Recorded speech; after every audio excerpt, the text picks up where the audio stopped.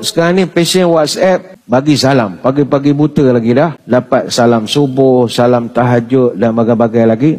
Kata Ibn Hajar Al-Haytami, salam yang disampaikan melalui tulisan boleh dijawab dengan tulisan dan boleh dijawab dengan lisan. Boleh. In kana salamu alaihi bil irsal lazimahu raddu bil lafzi wa in kana bil kitabati lazimahu raddu biha au bil lafzi. Dalam Fatwa Al-Kubra disebutkan, salam jika disampaikan melalui lisan, melalui orang, maka wajib dijawab dengan lisan juga.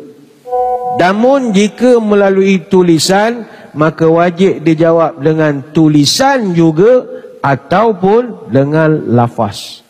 Ini dalam Fatwa Al-Kubra. Maka orang yang menyampaikan salam melalui WhatsApp, SMS atau apa saja yang semisal dengannya, jika salamnya itu tak dibalas dengan tulisan, dia hendaklah sangka baik. Jangan dia petikai pulak grup dalam tu. Ni kenapa tak jawab salam seorang habuk ni? Tak tahu ke hukum wajib menjawab? Jangan gitu. Kita kena sangka baik, salam kita dah dijawab secara lisan oleh ahli grup kita.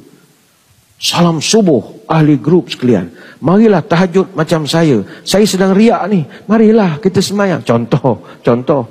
Kita pun baca Waalaikumsalam. Memadalah. Dan dia hendaklah sangka baik lah. Apa nak jadi grup ni?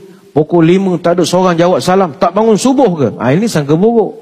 Awak ibadah bagus dah tengah malam sangka buruk. Korang ada nak bunyi, nak nyombong-nyombong sikit. Tak ada faedah ibadah. Baik, sangka baik je lah. Hantar mesej pukul 3-4 pagi. Salam tahajud. Ayolah kita ahli grup sekalian. Umur pencen mencari redha Allah. Amin, amin, amin, amin, amin. Panjang amin. Lepas tu orang tak jawab sampai pukul 6 marah pula. Ini semua tak bangun pagi ke apa semua ni. Ingat kita ni macam dia ngepik dengan telefon siang malam. Pagi petang kita ada kerja lain. Salam tulisan boleh dijawab dengan lisan. Jadi jangan petikai orang tak jawab.